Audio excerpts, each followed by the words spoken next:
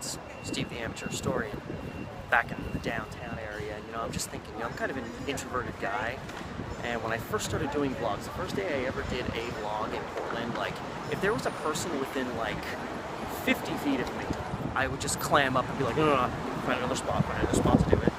But I've done so many of these things now that now I'm just walking through Portland and I just don't give a crap. And honestly, why should I? I have a cell phone recording video of me on a selfie stick. It's obvious I'm not a lunatic talking to myself. I don't need to be paranoid about people looking at me. I'm obviously vlogging, or I don't know. Anyway, I'm a strange duck. I can't help it. Anyway, I'm in kind of I'm kind of like in this fringe, you could say,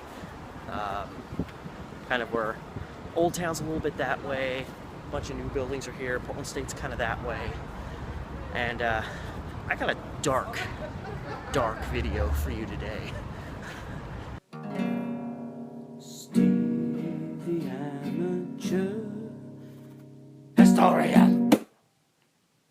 Everyone thinks of Portland kind of as this, super liberal, beautiful, even, in downtown, there's just such a lush, fun vibrance to it. And they forget that that alone is kind of a little deceptive, but Portland hasn't always been the way that it is. It used to be a lot darker in this area. This was, you go back a century ago, and you did not want to be in this neighborhood. This was all run-down, derelict motels.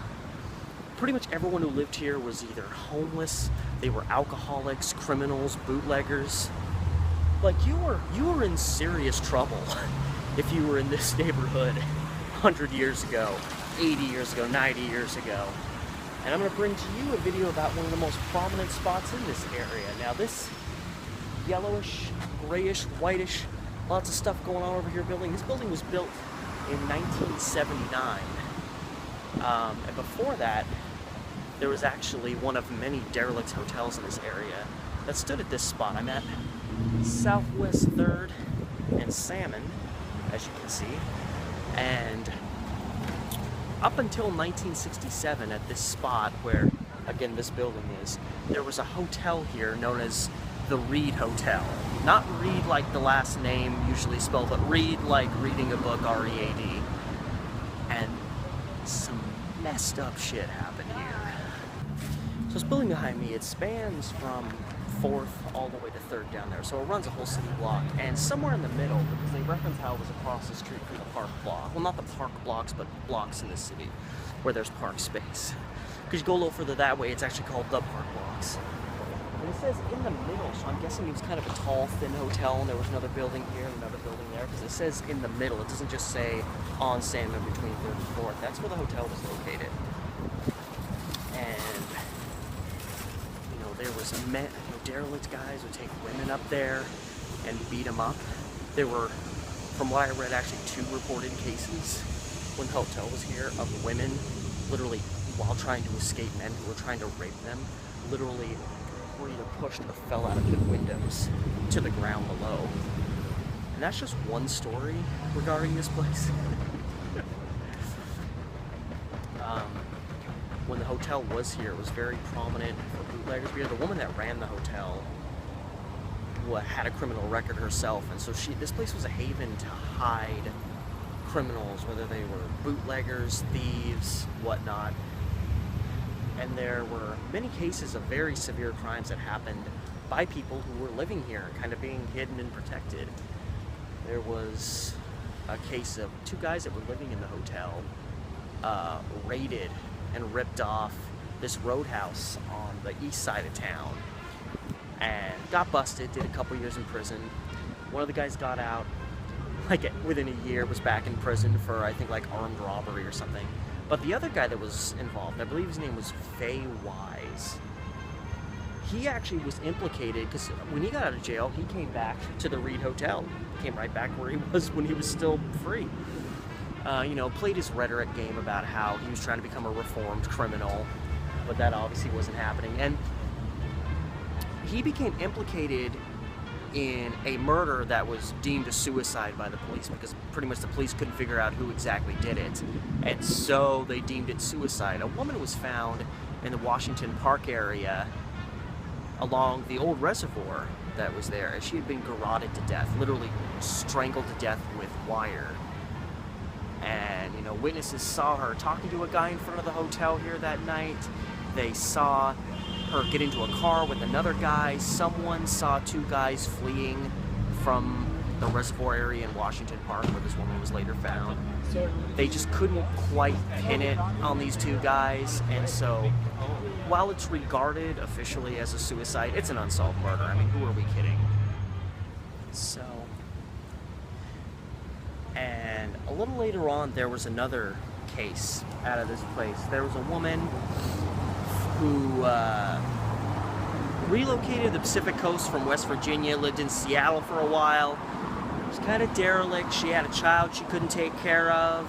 She was in a bigamous marriage, and she was just a wreck. And she was a resident of the hotel when it used to still be there.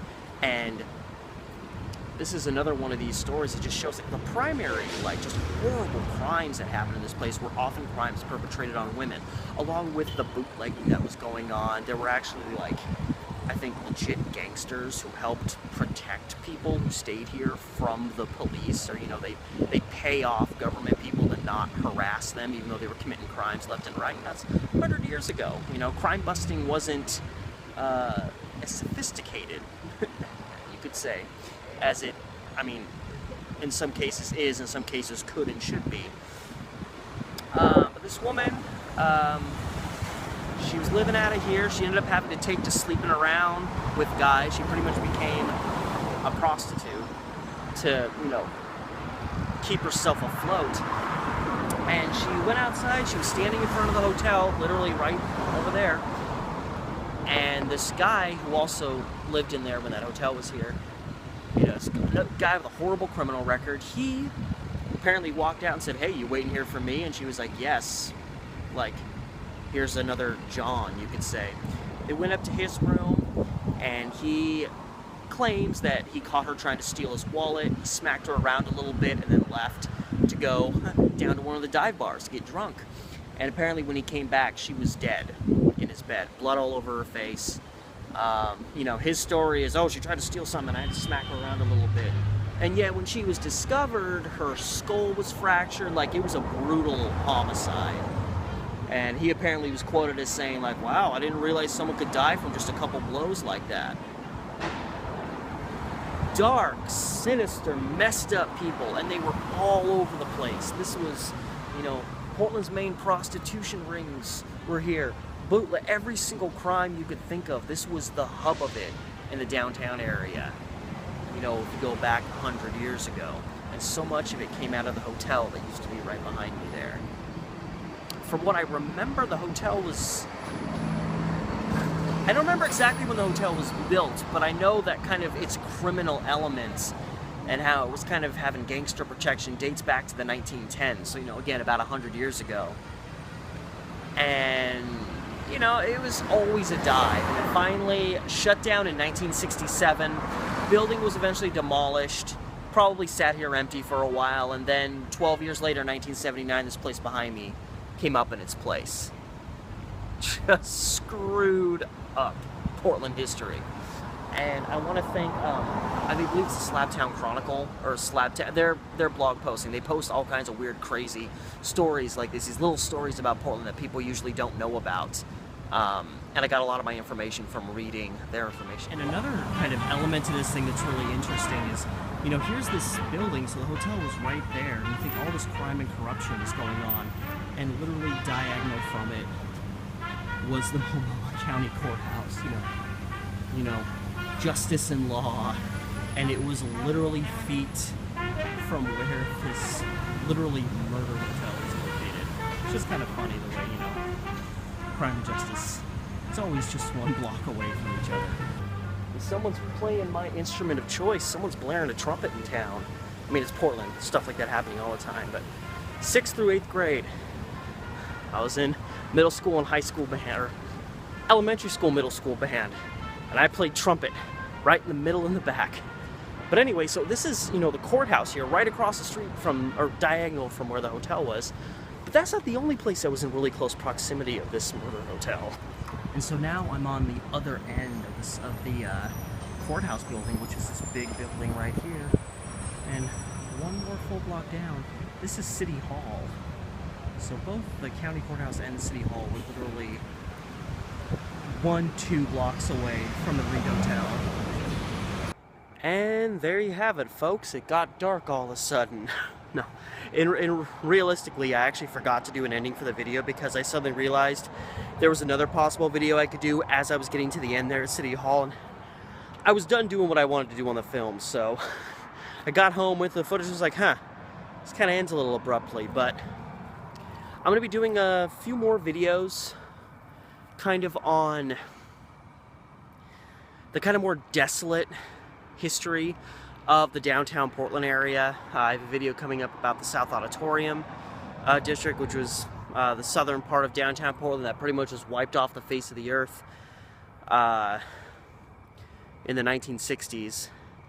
And yeah, I'm just really interested in that part of the history because it's just, Portland is so different than kind of what it was at least thought of then. And it's kind of this almost hidden history to people. People don't really know that Portland was like that it was so seedy in certain parts. And so that fascinates me, especially coming from this area. But anyway, that's it for this video. Till next time, this has been Steve the Amateur Historian.